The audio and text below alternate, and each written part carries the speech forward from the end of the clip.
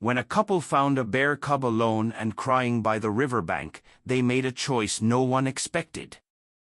It began in the thaw of early spring, when snow still clung to the north face of the mountain and the rivers ran high with meltwater. In a cabin hidden deep within the whispering pines of North Idaho, the Bray family, Amos, a retired forest ranger, and his wife Eliza, a gentle woman with a soft voice and a softer heart, heard a strange whimpering outside their porch just after sunrise. At first, they thought it might be a fox kit or a hurt coyote pup. But when Amos opened the door, shotgun cradled in one hand, what he saw made his knees lock. There, huddled beside their firewood pile, was a tiny bear cub, barely bigger than a watermelon, its dark fur matted and slick with dew, its eyes too glassy, too dull. It was alone. No sign of its mother. Just that sound, fragile, pitiful, and the rise and fall of its ribcage, too fast, too shallow. Eliza didn't hesitate. She dropped to her knees in the cold, pressing her fingers under the cub's chin. "He's burning up," she whispered. "He won't last long." Amos was torn. He'd spent his whole career preaching don't interfere with wildlife. Let nature run its course.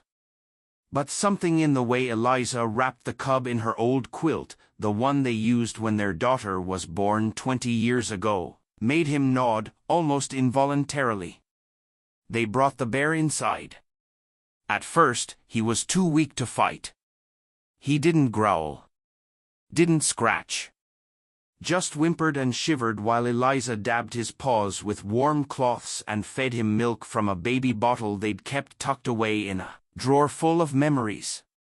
They didn't plan to keep him. Not really.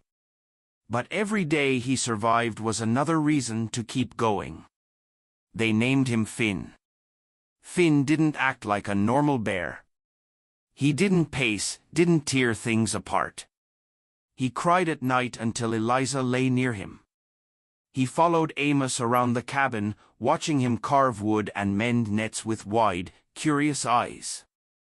When he grew strong enough to toddle, he curled up next to the hearth with the Bray's 2 dogs, Gracie, the older mutt, and Pip, the yappy terrier who thought he ruled the house. And those dogs, they accepted Finn like he was one of their own. Not as a wild thing, but as a sibling. By summer, Finn was romping through the yard with Pip, letting the little dog nip at his ears and rolling on his back in mock defeat. Gracie would lie under the porch, watching like a tired grandmother. Eliza called them the 3 fools. But when she said it, her voice caught just a little. Because they weren't just fools, they were a family. Amos, for all his rules, built a little pen near the trees, just for Finn. But the bear never stayed in it for long.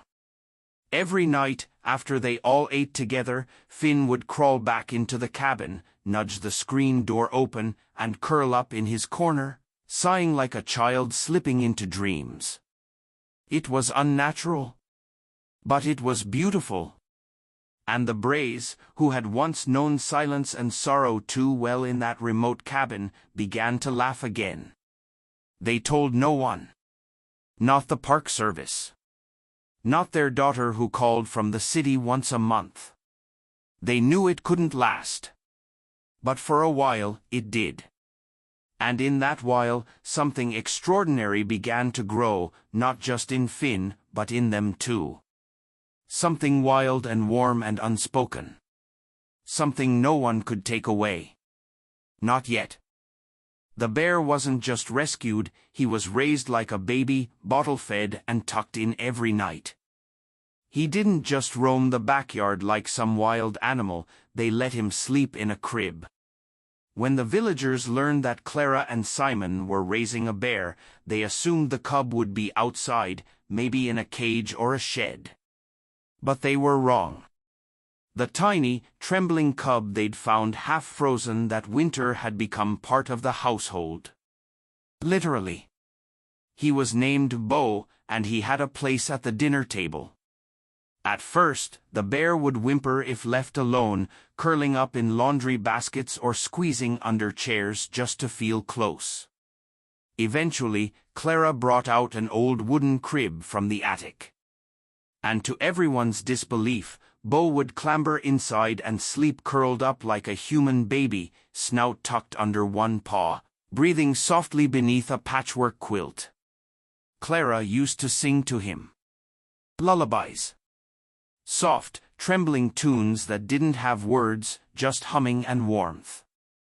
And when Simon read aloud, Bo would rest his chin on Simon's knee like a listening child, his eyes half closed but deeply present. There was nothing feral about him, not in those moments. Just something gentle. Something deeply, hauntingly human. At first, Simon resisted. He'd grown up around wild animals and knew what even a playful bear cub could do with a swat of its paw. But it was Clara's calm, unwavering instinct that changed things.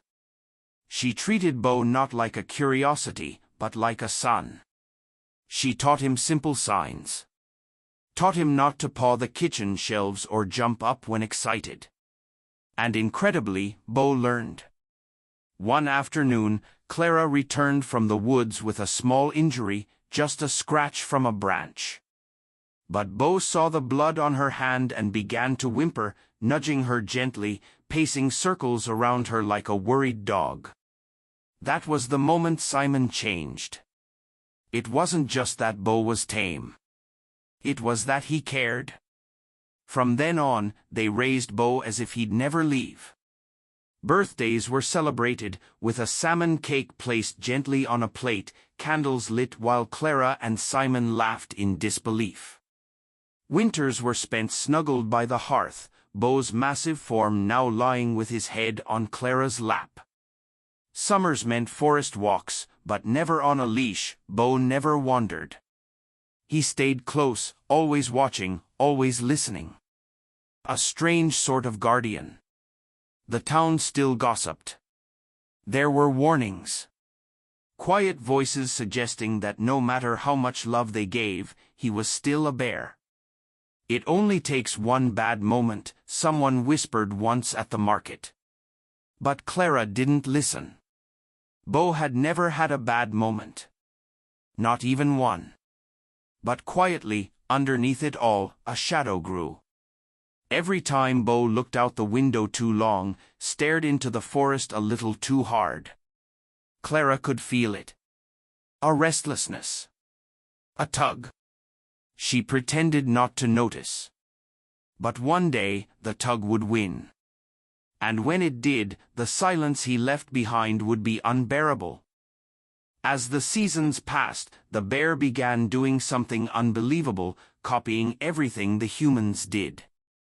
It happened so gradually that at first they didn't notice it, tiny shifts in his behavior, subtle changes in how the bear moved through their home.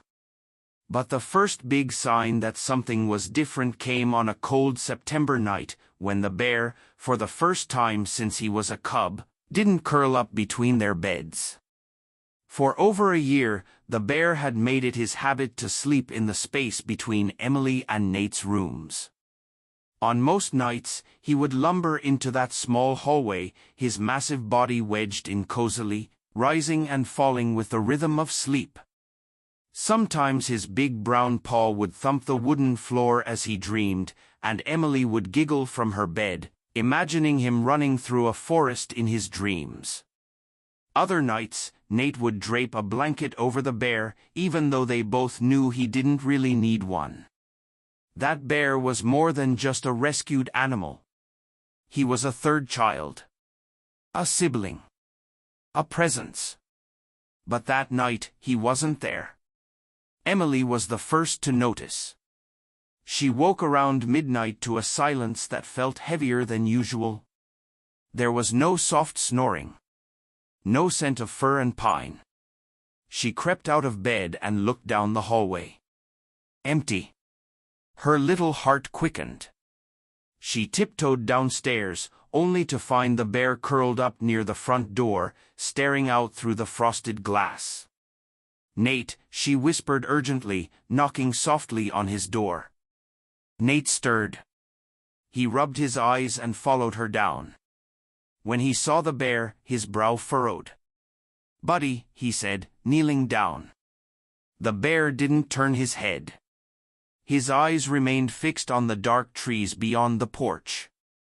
Nate touched his back, and the bear didn't flinch, but he also didn't lean into the touch like he usually did. It was as if he was waiting for something. Or someone. Over the next few days, his behavior shifted further. He ate, but more slowly. He spent more time outside, even as the wind grew colder. Emily noticed how his ears would twitch at the sound of rustling leaves or a distant howl, sounds he used to ignore. And sometimes, he'd just sit by the window and watch the sky turn pink in the morning, as if lost in thoughts too big for them to understand. Their parents watched all of this with quiet concern. They'd always known this day would come in some form, the day the wildness would call him back. They just thought they'd be more ready. One morning, they found the bear sitting beside the apple tree in the backyard. In front of him lay something strange, a small pile of items he'd clearly gathered: Nate's old shoe, one of Emily's hair ribbons, a broken ceramic duck from the porch, and a piece of the baby blanket they used to swaddle him in when he was a cub. "What's he doing?" Emily asked, standing in the kitchen doorway. Their mother didn't answer at first. She stepped out onto the porch, holding a steaming mug of tea, and looked at the bear quietly for a long time. "He's remembering," she said finally. "And preparing." Emily didn't understand what that meant. Not yet. The next few nights, the bear didn't sleep indoors at all. He would lie beneath the stars instead, close to the tree line. The children took turns sitting beside him, whispering stories, gently brushing leaves from his fur. Nate even tried to convince him to come back in, offering bits of cooked salmon and his favorite cushion. But the bear would only nuzzle their hands briefly before returning his gaze to the forest. Then, one night, he was simply gone. No footprints in the snow. No scuffed trail in the frost. Just emptiness where he had once been. The items he'd gathered were still there, untouched. Emily cried for hours. Nate punched his pillow. Their home felt bigger and colder, like it had exhaled and something irreplaceable had left with its breath. But what they didn't know, what none of them could have possibly guessed, was that the bear wasn't just following instinct. He was following a memory. Something had awakened in him. And he was going back. Back to the very place where it had all begun, before the rescue, before the baby blanket, before the lullabies sung by a girl and her brother. The truth, when it arrived, would shock them all. And it would begin with a trail of paw prints reappearing months later, not leading away from their home, but toward it. Neighbors were terrified, until they saw what the bear did at the town picnic. The farmhouse was growing louder as the days passed. Not in a noisy, disruptive way, but with life. The bear cub, now a few months older, had developed a way of communicating that was more refined than most people would have imagined. He didn't growl randomly or stomp about to get attention. Instead, he'd tilt his head when curious, bump gently against someone when he wanted play, or stare intently with eyes wide and blinking when he had a question. And oh, he had many questions. "What's that noise?" he'd seem to ask with his eyes whenever the wind rustled through the trees. Or when the oven timer dinged, his ears would perk up and his eyes would go from person to person, as if to say, "Do we run? Do we eat? What happens next?" Every single time, Jenna or Carl would respond aloud, "That's just the wind, silly," or "Time for dinner." It didn't matter that he didn't speak their language, he was learning their rhythms, their voices, their tone. And they were learning his. The bear's place in the house had become fully integrated. He was no longer an outsider or just a foundling they were raising until he could be released. He was a member of the family. There was no better proof of this than the night Jenna was crying in her room over a letter from her estranged brother, and the bear climbed up next to her, awkwardly, his size now far outgrowing the furniture, and gently set his paw over her lap, whining softly until she stopped. "He's not a pet," Carl said one night as he watched the bear lean his head against the window, gazing at the moon. "He's someone. He's family." It was hard to disagree. The bear now had preferences. He loved the red chew toy Jenna had bought on a whim, and he refused to eat anything unless it was served in the blue bowl with little ducks on the side. He had a favorite spot on the floor near the kitchen where the sun hit just right in the afternoon. And he still insisted on being tucked in at night with a soft blanket Jenna had crocheted just for him. And then there were the dogs. At first, they had simply tolerated each other. The farm dogs, both elderly and mellow, didn't care much for play. But as the bear matured, he'd taken on more than just the dog's habits, he'd taken on their roles. When strangers came up the driveway, the bear would plant himself between the house and the fence, standing tall but silent. When coyotes howled in the distance, he'd bark. It wasn't a perfect imitation, but it was something else entirely, devotion, translated. On a stormy night in early October, a branch from the elm tree in the backyard cracked and fell against the shed. Everyone in the house jolted awake. The power flickered, thunder cracked, and the dogs started to bark. But it was the bear who sprinted outside first, faster than even Carl.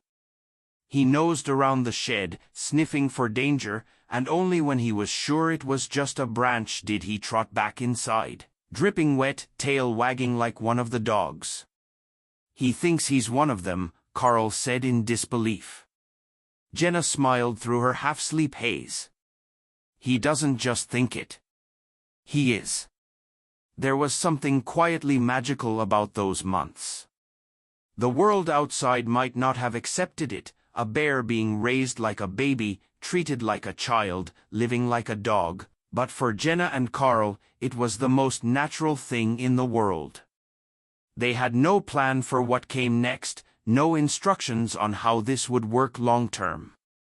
But each day that passed added another memory, another moment that said, "This is right, even if it isn't forever." And somewhere deep down, they all knew it. Even the bear. He had started sitting by the window more, especially at dusk, watching something only he could see. Maybe it was instinct. Maybe it was memory. Or maybe it was simply time catching up with them all. But for now, the days were warm, the floor was soft, and his family was near. Then one day, the bear vanished, without a sound, without a trail.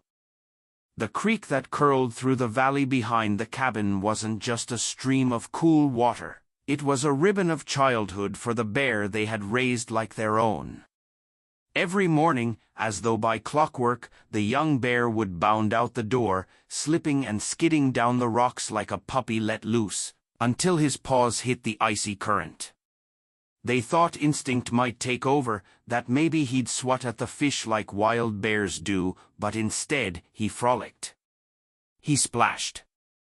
He giggled in his own growly way, flinging water up at the sun like a child discovering summer. Sam watched from the edge of the rocks, camera in hand, torn between laughter and concern. "We're raising a bear who thinks he's a Labrador," he murmured to Mara. She stood beside him, arms folded, watching the creature paddle in circles with a goofy grin on its face. "He doesn't even try to hunt," Mara said. "What happens when we're not here to feed him?" They had begun to teach him the basics of survival. They'd bring live fish in buckets, letting them loose in the shallows for him to learn to catch. He was curious, sniffing, even pawing at them, but it always turned into a splash war, not a hunt. Mara began to worry that they'd done him a disservice, raising him with warmth but not wisdom. Still, the bear was strong, fast, and growing. His appetite was healthy, and he had a natural knack for climbing and swimming. He could outpace a fox on a trail and scale a tree in seconds. They took comfort in that, hoping his instincts were just buried under layers of domestic joy and not erased entirely. One chilly morning in September, the bear returned from the creek with something clenched in his jaws. At first, Mara thought it was a fish, finally, a breakthrough. But when he laid it gently at her feet, she realized it was a toy, an old stuffed rabbit that had somehow floated downstream from their cabin. She looked into his eyes. He wasn't proud like a predator bringing back a catch. He looked affectionate, like a child bringing his mother a gift. The lines between man and wild had blurred. They had taught him love. But had they taught him enough about life without them? As autumn deepened, and the wind carried the scent of snow on its breath, Sam and Mara started to prepare for something they both knew was inevitable. Someday soon, the bear would need to leave. They couldn't keep him confined when instincts and safety would demand otherwise. He was no longer a cub, even if he played like one. And yet, letting him go felt like tearing out a piece of their hearts. One night, they left the back door open. Just slightly. Just enough. A signal. But he didn't leave. Instead, he curled up on their rug beside the fireplace, his snout nestled between his paws like a golden retriever, soft snores rising into the dark. They closed the door again. Maybe not tonight. Maybe not yet. But deep in the woods, someone had seen him, and it wasn't what anyone imagined. The days bled into each other, each one lonelier than the last. After weeks of searching and placing missing posters across towns, forests, and online communities, the silence that followed was unbearable. Evelyn could barely function, her once vibrant home was now cloaked in gloom. Owen buried himself in chores and repairs, anything to avoid the stillness. Neither of them said it, but both feared the worst. But miles away, deep in the folds of the forest where even seasoned hikers wouldn't venture, the bear they raised, Bruno, was alive. Bruno hadn't wandered off by accident. Something had stirred in him. A sound? A scent? Maybe a memory too primal for humans to understand. He hadn't meant to cause pain or disappear without goodbye, but something deep within had pulled him away from the warm hearth of Evelyn's cabin.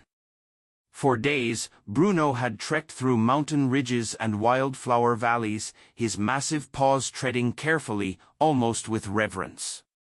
He followed a faint instinct, not knowing what he sought, only that something waited beyond the horizon.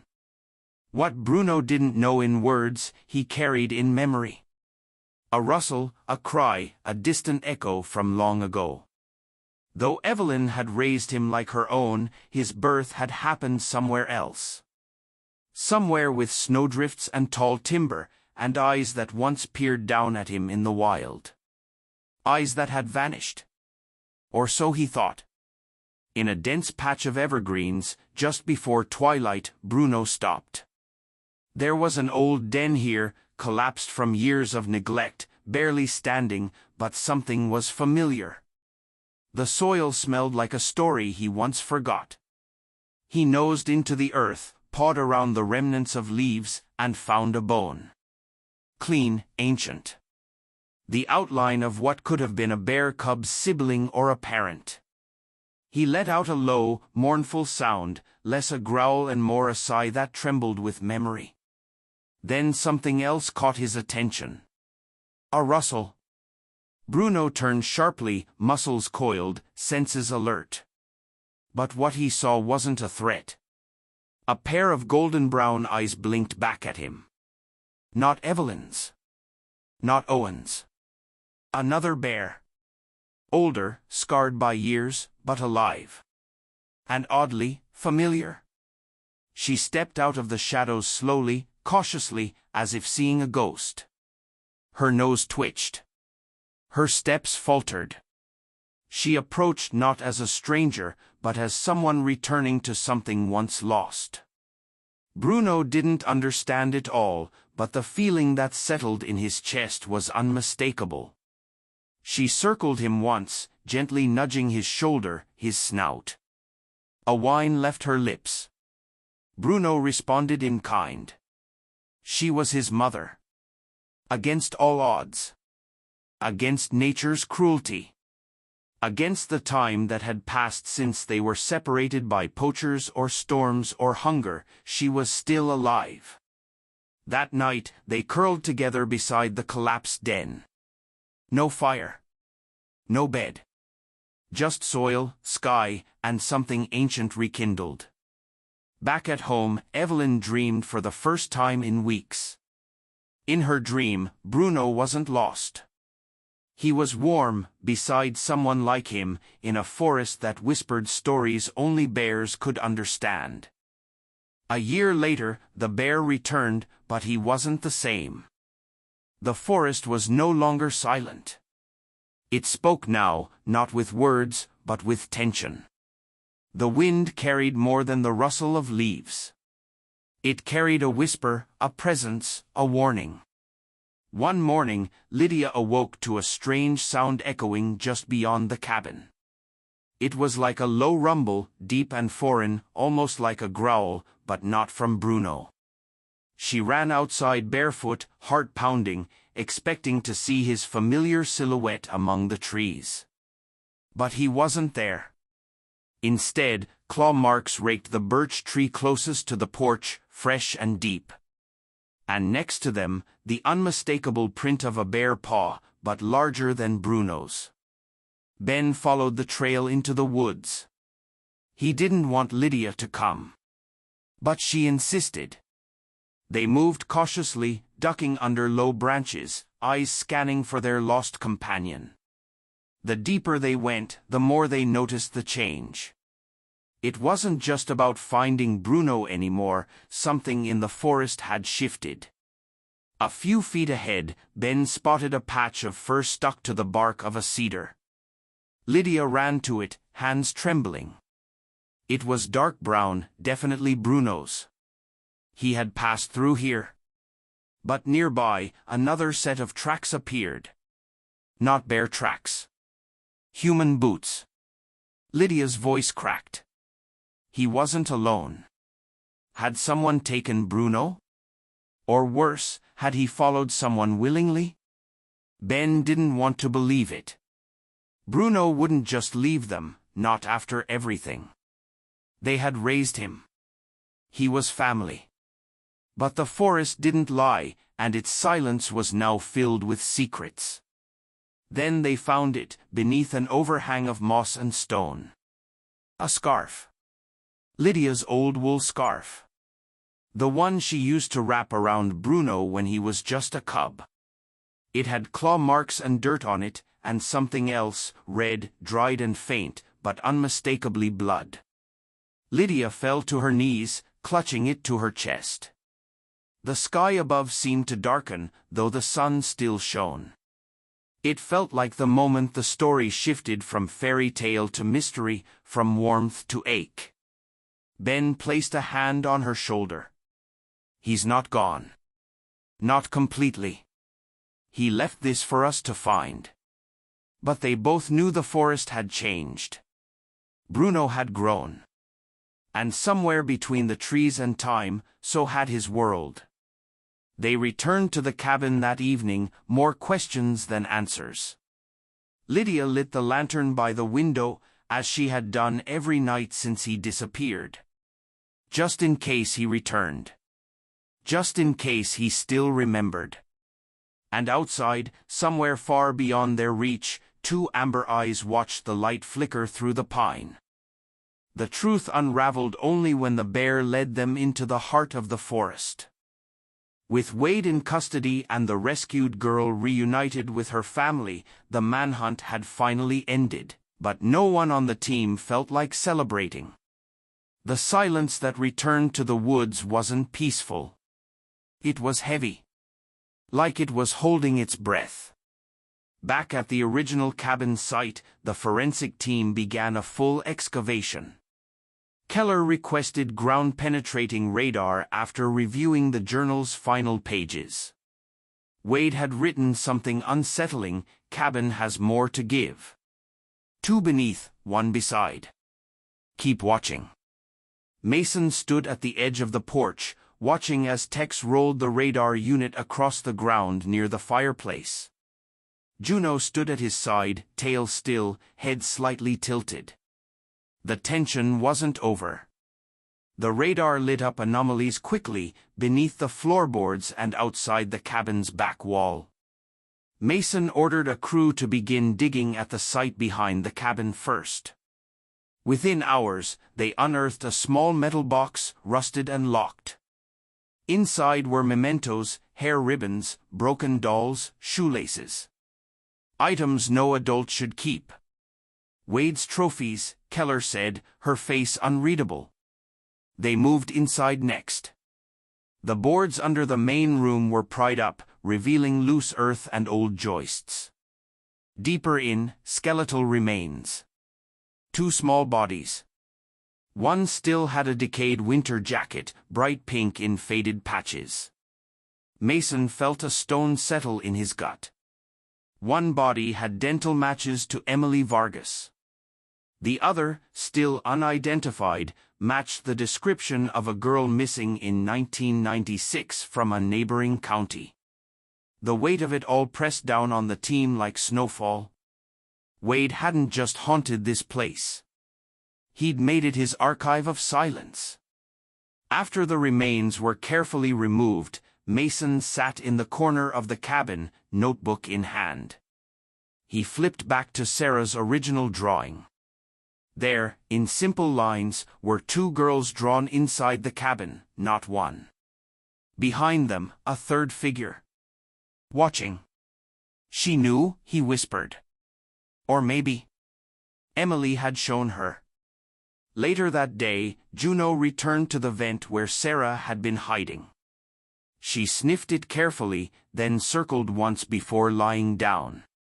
Keller knelt beside the dog. "She's waiting," she murmured. "For the last voice to rest." Mason agreed. That night, he asked the forensic team for one last sweep. He went alone, flashlight in hand, into the trapdoor beneath the cabin. He stood still in the middle of the crawlspace. Then he spoke. "Emily," he said softly. "He's gone. She's safe. You did it." And in the silence that followed, he could have sworn, for just a moment, that the wind above sounded like laughter. Light. Young. Free. The next morning, the cabin was sealed. Permanently.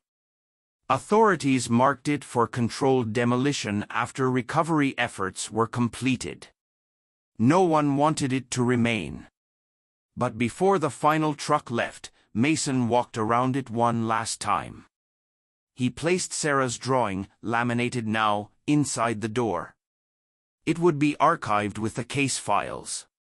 Not just as evidence. As truth. Back at the station, Sarah was given the choice to stay in temporary foster care or with a specially trained family equipped for trauma recovery.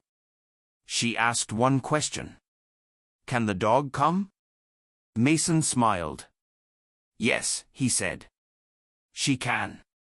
Juno had been assigned to Sarah's care indefinitely, pending official transfer. Everyone on the force knew this dog wasn't just an officer. She was a guardian. The cabin had held horror for years. But it had also become the stage for something else. A girl who refused to be taken. A dog who refused to leave. And a whisper that wouldn't die. There, buried under leaves and moss, lay something that explained everything. In the quiet hollow of the valley, beneath a sky veiled in morning clouds, the truth of Burrow's absence began to shift in the minds of those who loved him. At first, it had felt like abandonment. Then, like mystery. But now it felt like a mission. One late afternoon, as Emilia sat quietly near the edge of the forest, she heard the crunch of soft paws behind her. It wasn't Burrow, it was an old ranger named Silas. He had known the family for decades and often stopped by when something stirred in the woods. "I saw him," Silas said, his voice low and certain. "3 days ago. North Ridge, past the pine break. He looked healthy, but he wasn't wandering. He was following something. Nose down. Purpose in his walk." Emilia's heart skipped. Not just alive, but searching. She rushed home to tell Jonah. And that night, over spread-out maps and years-old trail notes, they wondered aloud, what was he looking for? Jonah remembered a spring, long forgotten, a pool where Burrow used to splash with the dogs, far from the cabin. It had dried up years ago. But what if, Jonah whispered, he thought the dogs were there?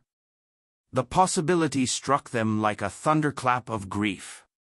Burrow didn't know about the sickness. About the grave near the garden. He had left, maybe to find them. That night, Emilia placed Burrow's old collar on the table. "We need to go after him," she said. The next morning, with a small backpack, walking sticks, and trembling hearts, they followed Silas's directions north, into the forest trails Burrow once ran through as a playful cub. The woods were quiet but not empty. Signs of a large animal were everywhere: scratched tree bark, disturbed moss beds, snapped branches 8 feet high. And then came the moment that left them breathless, a patch of cleared grass and shallow indentations, as though a large creature had curled into a ball under the stars.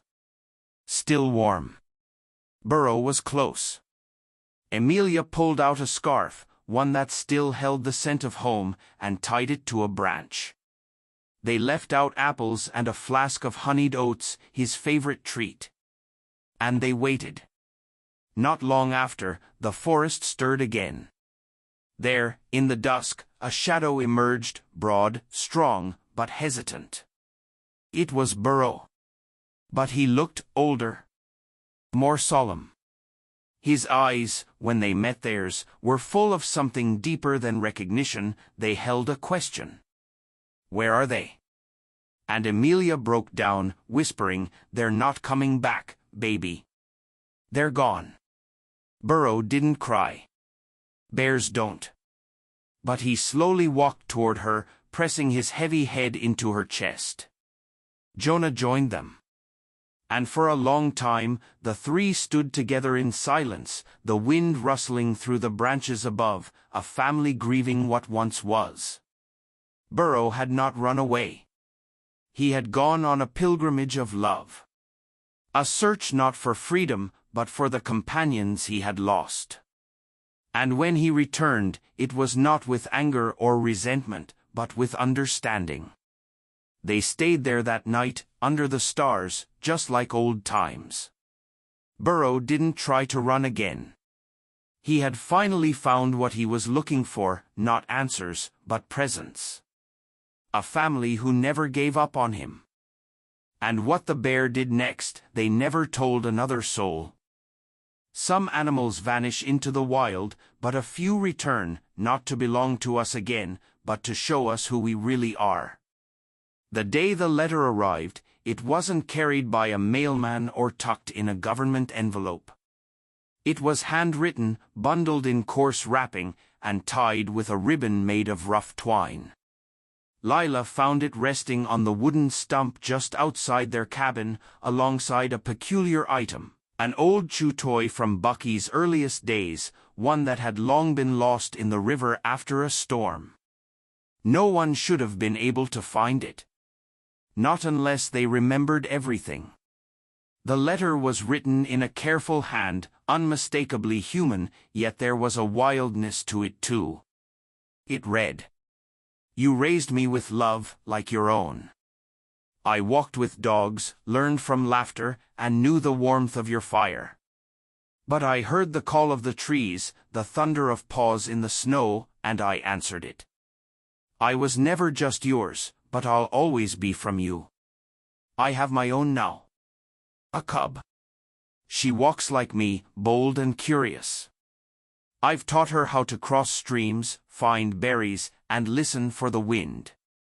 But I've also told her about warm porches and children's songs. About pancakes in the morning. About you. Thank you for the life. Bucky." Tears spilled freely as Lila read it aloud to Ezra, her voice trembling with disbelief and wonder. They clutched the letter as if it were a piece of him, as if his scent lingered in the ink. And maybe it did. But it wasn't just the letter that stirred something deep. It was what they saw the next evening, standing on their back deck as the sun dipped behind the hills. Far across the valley, where the tree-line touched the sky, a massive bear stood on two legs. He didn't move. Just stood there. A smaller shape, a cub, padded up beside him and mimicked the gesture, wobbling and clumsy. Then, slowly, the large bear raised one arm, a wave, unmistakably human-like in its awkwardness. Lila's hand flew to her mouth. Ezra stepped forward, nodding silently.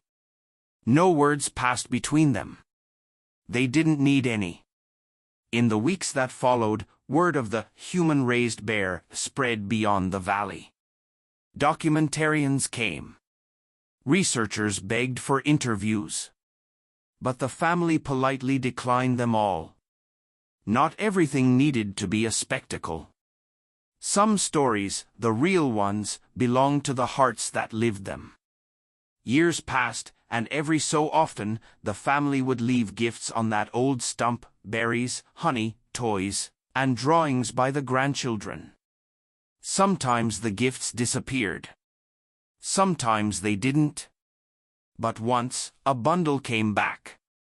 Inside was a charcoal drawing, rough but vivid, of a girl and a bear, sitting beneath a full moon, with a smaller bear curled up between them. That was the last message. But Lila and Ezra didn't need another. They had raised a bear like a baby, and somehow they had raised a legend. One who would never belong to any cage, any study, or any zoo. Just the forest. And their hearts.